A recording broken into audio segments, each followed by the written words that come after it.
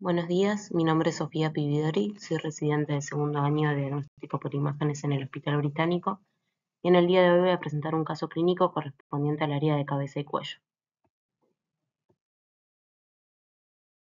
Se presenta una paciente femenina de 35 años que como único antecedente de importancia tuvo una tiroidectomía total en 2022 por un carcinoma papilar sin recaídas posteriores y que consulta por parestesia ascendente simétrica de miembros inferiores de 10 meses de evolución, por la que concurrió a varios establecimientos realizándose múltiples estudios sin encontrar resultados anómalos.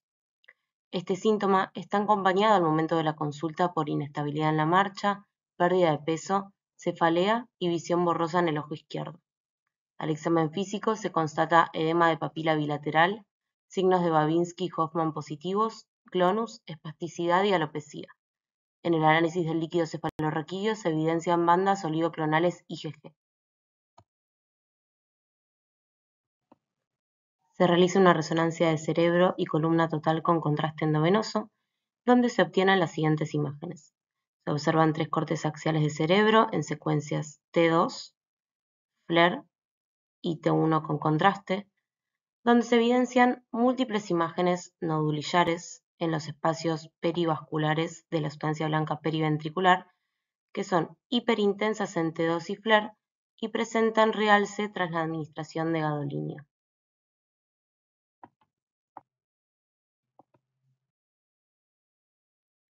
Se observan cortes parasagitales en FLAIR, donde se hace notorio cómo estas estructuras nodulillares ya mencionadas siguen un patrón de distribución radiado en los espacios perivasculares hacia la sustancia blanca yuxtacortical.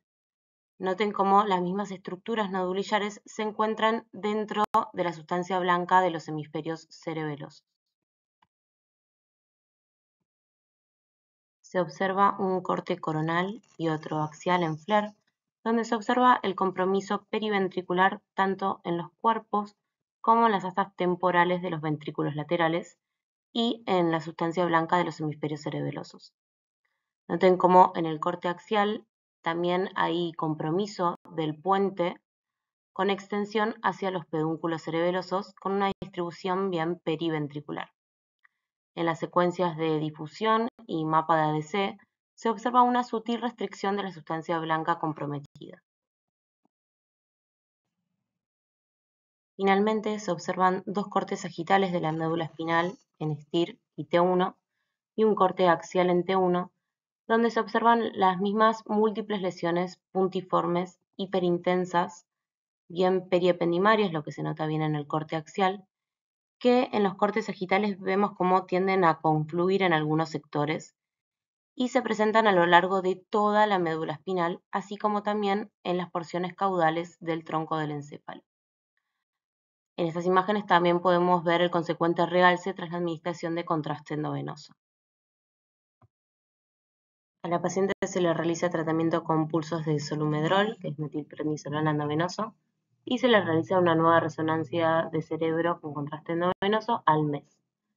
En estas imágenes se observan 2 cortes parasagitales en FLAIR, donde se observa una menor representación de las imágenes previamente descritas. Más cortes de cerebro en FLAIR, en axial, en coronal, donde se evidencia la menor cuantía de las imágenes nodulillares, y finalmente un corte sagital de la médula espinal en STIR, donde también se evidencia una mejoría en las lesiones. Entonces, para concluir, se presentan las imágenes correspondientes a la primera resonancia en la figura A, con múltiples imágenes nodulillares periventriculares en los espacios perivasculares que se extienden a la sustancia blanca yuxtacortical de forma radiada. Este patrón lo podemos observar en toda la extensión del sistema nervioso central, como se evidencia en el corte sagital de médula espinal y tronco del encéfalo. En comparación, se presentan los mismos cortes en la resonancia posterior al tratamiento, donde se observa una respuesta parcial a los corticoides. Como diagnósticos diferenciales, se plantearon las patologías demielinizantes como la esclerosis múltiple, neuromielitis óptica y encefalomielitis aguda diseminada, aunque en su contra faltaban los signos típicos de la esclerosis como las placas, el signo de la vela central y los dedos de Dawson. En el caso de la neuromielitis, no había compromiso de los nervios ópticos por resonancia y el patrón de distribución en la médula espinal no era solo en la región cervical. En cuanto a la encefalomielitis, faltaba el realce en anillo. Por otro lado, en el caso del linfoma intravascular, no había edema perilesional y las hiperintensidades no tenían el carácter dinámico que lo caracteriza. Y para las metástasis, no había edema perilesional ni grandes alteraciones en las secuencias de difusión. Entonces, como diagnósticos más probables, debido a este patrón nodulillar radiado en espacios perivasculares distribuidos en todo el neuroeje, se plantearon sobre todo el Clippers y la astrocitopatía asociada a proteína fibrilar ácida.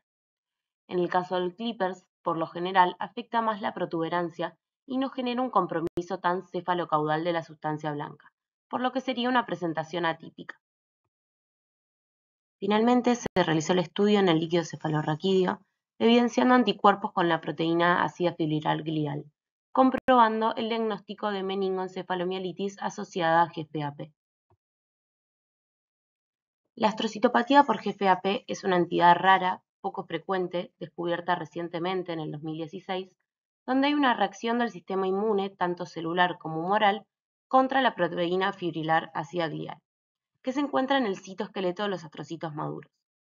Su etiología aún no ha sido dilucidada, pero se cree que podría tener un origen infeccioso o neoplásico y la característica es que puede afectar cualquier región del sistema nervioso central, desde el nervio óptico hasta la caudequina. Es por esto que las manifestaciones clínicas son muy variadas de acuerdo a qué porción del sistema nervioso central afecte. Puede generar una meningitis, encefalitis, mielitis o, lo más frecuente, una meningoencefalomielitis. Las presentaciones clínicas más frecuentes son convulsiones refractarias a los antiepilépticos, síntomas psiquiátricos, meningios, visión borrosa, movimientos anómalos de las extremidades y disautonomías. En las imágenes se identifica un patrón nodulillar que compromete los espacios perivasculares y que puede adquirir distintas formas de distribución, siendo la más frecuente la radiada, como observamos en el ejemplo de la imagen A, así como era nuestro paciente.